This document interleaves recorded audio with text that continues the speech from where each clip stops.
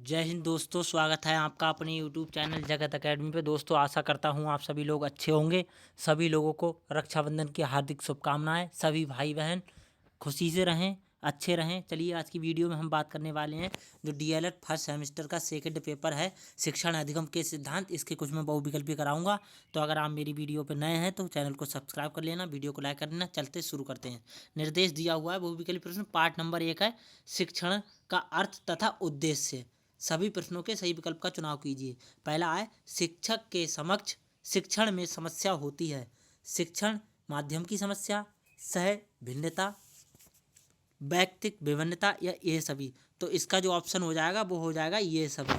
Question number दूसरा है अपव्यय एवं अवरोधन संबंधित है पाठ्यक्रम से, विद्यालय से, विद्यार्थियों से या समाज से। तो इसमें हो जाएगा विद्यार्थियों से।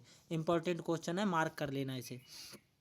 क्वेश्चन नंबर 3 है ब्लूम द्वारा प्रतिपादित शिक्षण उद्देश्य है ज्ञानात्मक, क्रियात्मक, भावात्मक या ये सभी। तो इसमें हो जाएगा ये सभी। अनुदेशन संबंधित है ज्ञानात्मक उद्देश्य से, क्रियात्मक उद्देश्य से, भावनात्मक उद्देश्य से, ये सभी। तो हमारा जो अनुदेशन संबंध है वो ज्ञानात्मक भी है, क्रियात्मक भी है, भावात्मक भी है। क्वेश्चन नंबर 5 है शिक्षण का प्रमुख अर्थ क्या है। मार्गदर्शन, प्रदर्शन, सिखाना, क्रियाशीलता, प्रेरित करना, सूचना देना, ये सभी। तो हमारा इसमें ये सभी हो जाएगा, क्योंकि मार्गदर्शन भी होता है, शिक्षा भी होती है, क्रियाशीलता भी होती है, प्रेरित भी करते हैं, सूचना भी देना होता है। अब क्वेश्चन नंबर 6 है, ये आपका बीटीसी डीएलएड 2016 में पूछा गया है। शिक्षण का सर्वाधिक महत्वपूर्ण उद्देश्य क्या है। बालक का स्वास्थ्य ठीक रखना, उपयोगी ज्ञान प्रदान कर सर्वांगीण विकास करना, पर्यावरण शिक्षा देना या जनसंख्या शिक्षा देना। तो भैया उपयोगी ज्ञान प्राप्त करके सर्वांगीण विकास करना। बच्चे को आप क्या करें, उपयोगी ज्ञान प्रदान कराएं और बच्चे का सर्वांगीण विकास करें।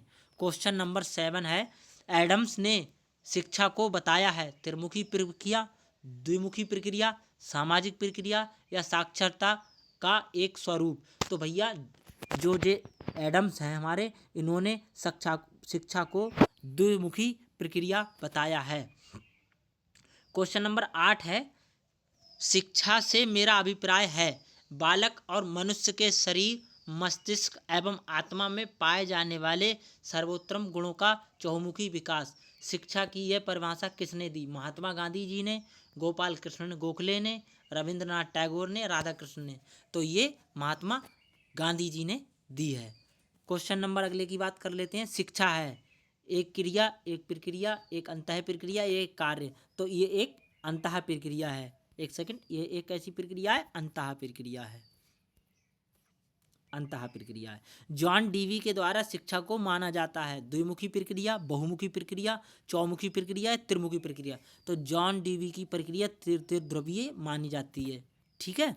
क्वेश्चन नंबर 11 है शिक्षण एक ऐसी प्रक्रिया है जो बच्चों की समस्त शक्तियों का विकास करने में सहायता देती है। ये कथन किसका है। टॉमसन का है, हीरपेक का है, रायबर्न का है या स्पेंसर का है। तो ये रायबर्न ने कहा है। क्वेश्चन नंबर 12 है शिक्षक के शिक्षण में उसकी सफलता का द्योतक है शिक्षण विधि, पाठ्य का विश्लेषण, पाठ्य वस्तु का विश्लेषण, शिक्षण सूत्र या फिर परीक्षा प्रणाली। तो भैया पाठ्य वस्तु का विश्लेषण जैसे जितना अच्छा होगा शिक्षक उतना ही सफल माना जाएगा। क्वेश्चन नंबर 13 है बालकों के अधिगम में किसके द्वारा सर्वाधिक रुचि जागृत होती है। पुस्तकों के द्वारा, दृश्य श्रव्य सामग्री द्वारा, पत्रिकाओं द्वारा या कक्षा के वातावरण द्वारा। तो बच्चे जो चीज़ देखते हैं और सुनते हैं उसको बहुत जल्दी समझते हैं, इसीलिए इसमें दृश्य और श्रव्य सामग्री द्वारा होगा। प्राथमिक स्तर पर शिक्षण कार्य करना अध्यापक के लिए है सरल कार्य, कठिन कार्य, चुनौतीपूर्ण कार्य या निम्न स्तर का कार्य। तो भैया प्राथमिक स्तर पर चुनौतीपूर्ण कार्य है। क्वेश्चन नंबर 15 है शिक्षण प्रक्रिया में निम्नलिखित में से सबसे महत्वपूर्ण कौन है। अभिभावक हैं, राज्य सरकार है, केंद्र सरकार है या शिक्षक। तो भैया शिक्षण की प्रक्रिया में सबसे अहम भूमिका है वो हमारे अध्यापक की है, हमारे शिक्षक की है। क्वेश्चन नंबर 16 है शिक्षण का तात्पर्य उस प्रक्रिया से है जिसके द्वारा समूह में लोग अपने अपरिपक्व सदस्यों को जीवन से सामंजस्य स्थापित करना बताते हैं या यह किसकी परिभाषा है। ये टाइपिंग मिस्टेक हो गई है। तो योकम या सिम्पसन की, रियांस की, स्किनर की या हार्लाक की। तो ये योकम और श्रमपसन की। प्रीवियस ईयर इसमें ऐड किया हुआ है 2016 का, इसीलिए क्वेश्चन आपको कुछ नए नए दिख रहे होंगे।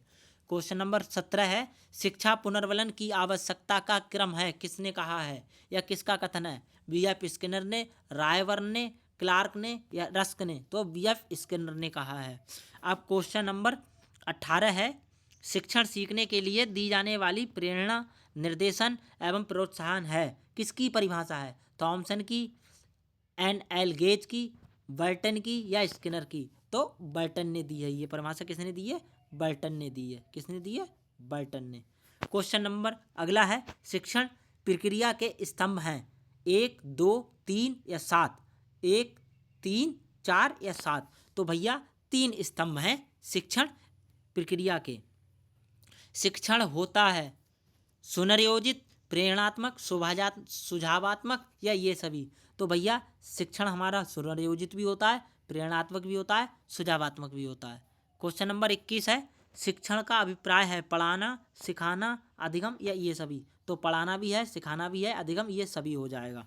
क्वेश्चन नंबर 22 है, शिक्षण का संबंध नहीं है शिक्षक से, विद्यार्थी से, पाठ्यपुस्तक से या इनमें से कोई? नहीं हो जाएगा इनमें से कोई नहीं, क्योंकि शिक्षण का संबंध शिक्षक से भी है, विद्यार्थी से भी है और पाठ्यपुस्तक से भी है। चलिए अगले क्वेश्चन की तरफ चलते हैं। सा विद्या या विमुक्तये शिक्षा का उद्देश्य किस विचारधारा का मानना है? आदर्शवादी, प्रकृतिवादी, प्रयोजनवादी या अस्तित्ववादी? तो ये आदर्शवादी का मानना है। संपूर्ण जीवन ही शिक्षा है, ये कथन किसका है? प्लेटो का, स्पेंसर का, जॉन डीवी का या PV नन का? तो ये आपका स्पेंसर का है। क्वेश्चन नंबर 25 है, कक्षा शिक्षण तब अच्छा होता है जब कक्षा के समस्त छात्र शांत बैठे हों, प्रश्न पूछने और उत्तर देने में तत्पर हों, अध्यापक पर ध्यान दें, गणवेश में हों। तो भैया सबसे अच्छा शिक्षण तभी होगा जब बच्चे प्रश्न पूछें और उत्तर तत्पर देने में शिक्षक हो। अगर आपने अभी तक चैनल को सब्सक्राइब नहीं किया है तो मेरे प्यारे दोस्तों चैनल को सब्सक्राइब कर लीजिएगा। आज रक्षाबंधन की वजह से आज ये सीरीज़ शुरू हुई है, ये धमाका है। इसकी PDF आपको टेलीग्राम पे मिल जाएगी। आपको ये क्वेश्चन मैं बिल्कुल बेसिक से शुरू से 2016 से लेके चल रहा हूँ और 2025 तक के जो क्वेश्चन आए हुए हैं वो मैं आपको करा दूंगा। तो 2024 के लास्ट में जो आए थे वो सारे मैं क्वेश्चन ऐड करा लूँगा। क्वेश्चन नंबर 26 है, शिक्षा का सीखने के संगठन के रूप में सर्वोत्तम किस प्रकार से परिभाषित किया जा सकता है? ये किसकी परिभाषा है? रायवर्न की, इर्स की, मन की या मार्शेल की? तो ये भैया रायवर्न की परिभाषा है। शिक्षण की गति आधारित होनी चाहिए छात्रों के सीखने की गति पर, परीक्षा की तिथियों पर, कालांश पर या अध्यापक के कार्य पर? तो भैया छात्रों की सीखने की गति पर आधारित होनी चाहिए हमारी शिक्षा।